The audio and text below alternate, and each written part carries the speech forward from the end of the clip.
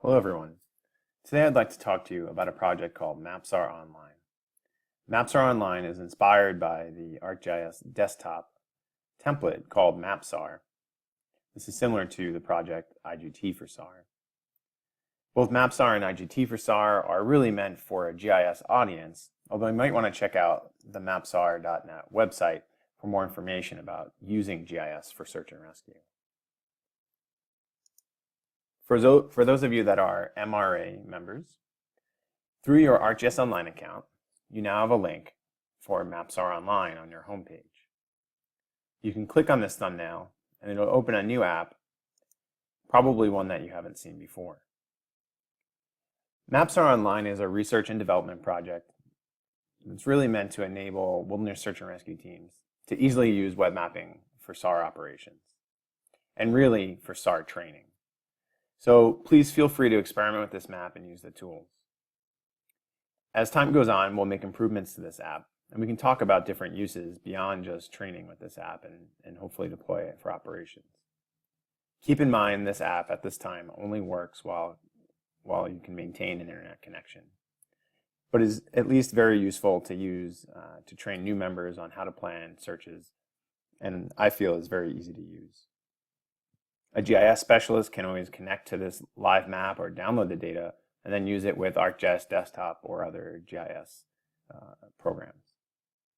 To leave some feedback, you can click on this New Issue button, and I'd be happy to look over some of the ideas you might have about this app.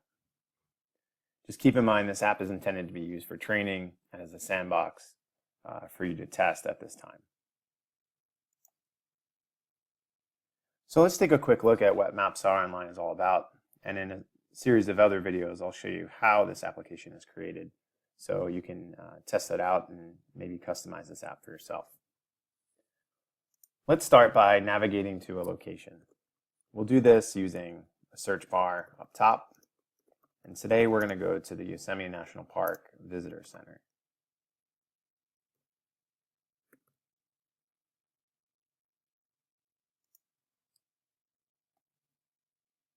Please note that there's other ways to search using coordinates, but for now I'm just using a place name. This takes us to Yosemite Village, where I'd first like to get a better sense of the location. We can do this by looking at a series of different base maps. By base map, I mean the map that's in the background here. Right now it's the default World Topographic Map. Some of you might be familiar with other maps like OpenStreetMap, or perhaps you're used to looking at imagery maps in Google Earth. Let's take a look at some of these. So the imagery map with labels features the latest publicly available imagery.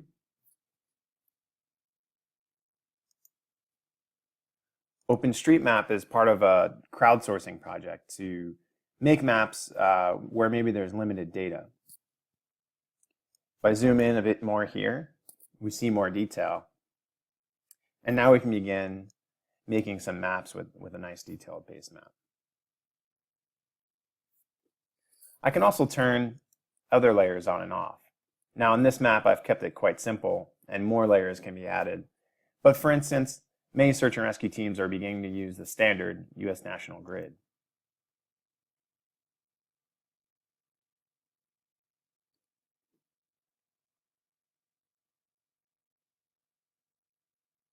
If we zoom out, we can see this grid begins to pick up, and we can use this to communicate location very quickly if our team is using that system. I'll turn it off for now.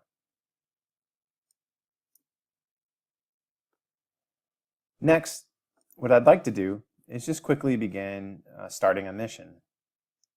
To do this, we'll use this little tool here called the Smart Editor. This allows me to quickly plot some points on the map. I'll start with the incident command post, and I'll plot that here at the old search and rescue building. I can give it a quick description,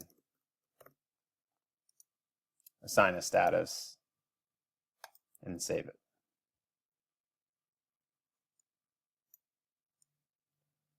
Panning to the east here, I know that I'm going to need some other assets, so why don't I go ahead and put in a helispot here in the Awani Meadow.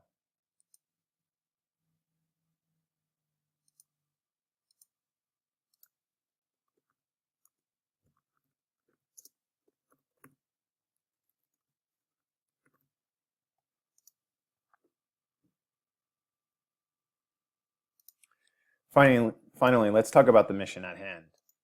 Perhaps we're talking about a missing subject, and they were last seen or known to be at the Happy Isles Nature Center.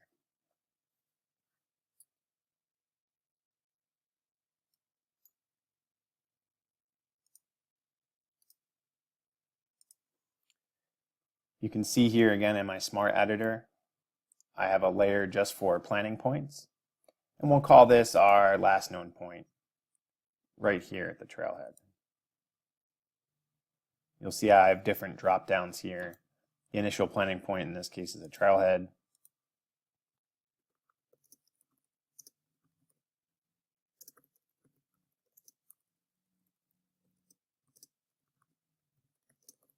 We can always come back and make edits to these points later. So now we've begun to put some critical points on our map, and I hope you see that that was pretty easy to do.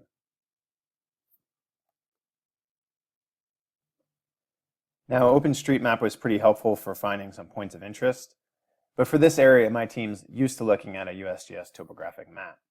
So we'll go back to our little base map tool here, and I can turn on the USA Topo Map.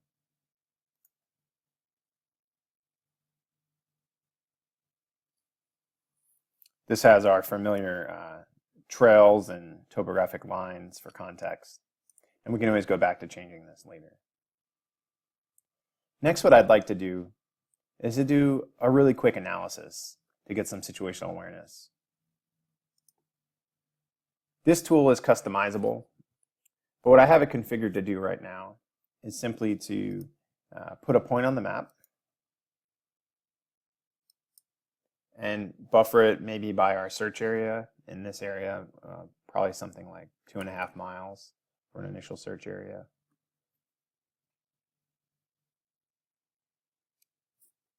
And it'll quickly tell me the weather forecast for today and the next few days. Just a really simple app to get an idea of our situation. There's a lot more to learn about this particular widget, and we can talk about that later.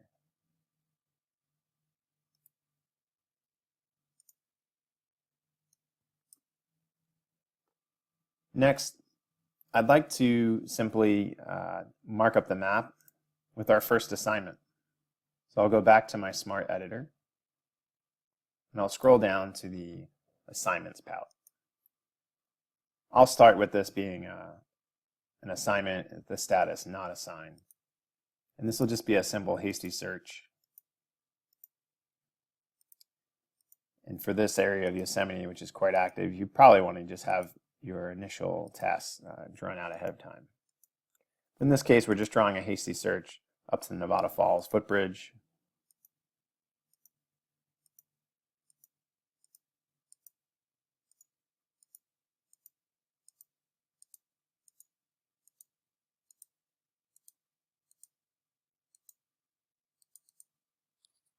And I can draw that quickly, give it an assignment number, type in a short description.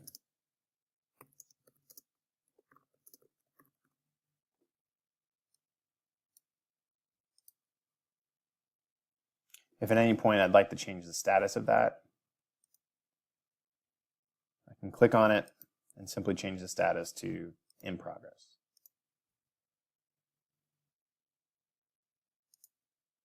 Now, for those of you that are familiar with MapSAR, you'll see that I'm using a simplified version of the data model and data layers that come with that ArcGIS desktop tool.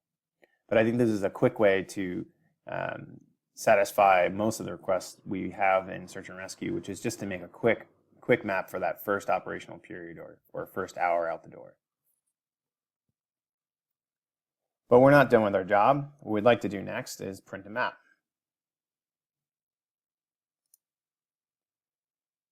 So let's take a look at the last tool that I'm going to show you today, the print widget. Go ahead here and click print. I can give my map a quick title, decide on a layout, and click print. Now what this will do is create a simple PDF map that can be printed or saved wherever you'd like, and then just be able to get teams out in the field with their first maps in less than 10 minutes.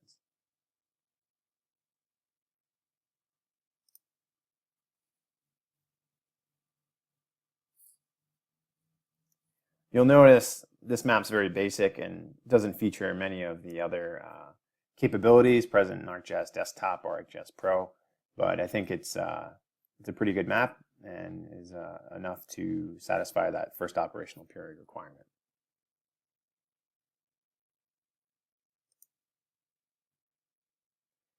Before we go, I'd just like to show you a little bit of what's behind the scenes of MapSAR Online so that you have an idea of where we're headed in the coming months. MapSAR Online is a part of or a configuration of ArcGIS Online. And the specific application we're using is called Web App Builder. What you see here is Web App Builder in configuration mode. This allows me to go in and customize the layout and the types of tools that are present in this particular application. You'll notice I've kept it pretty simple for now, but if you'd like to, we can add more tools here from our widget gallery. One of the ones you might be interested in is the analysis widget.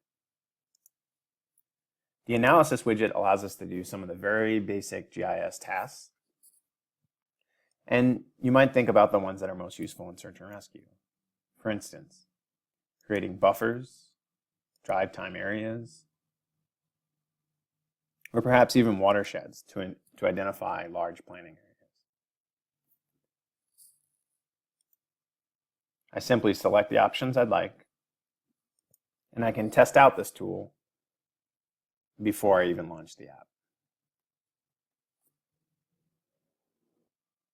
So for instance, I was able to make a quick buffer before, but now I'd like to be able to save it to my map.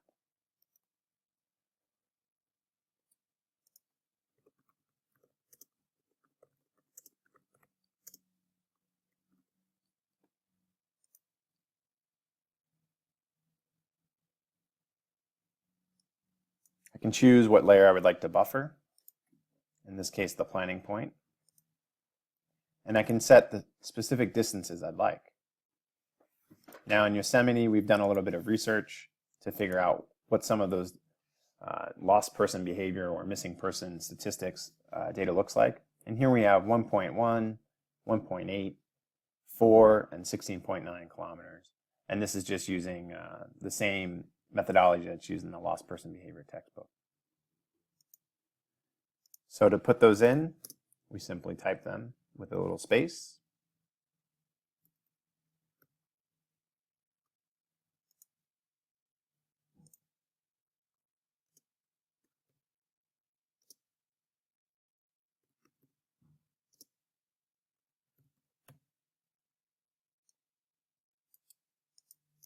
Choose where to save it, and run the analysis.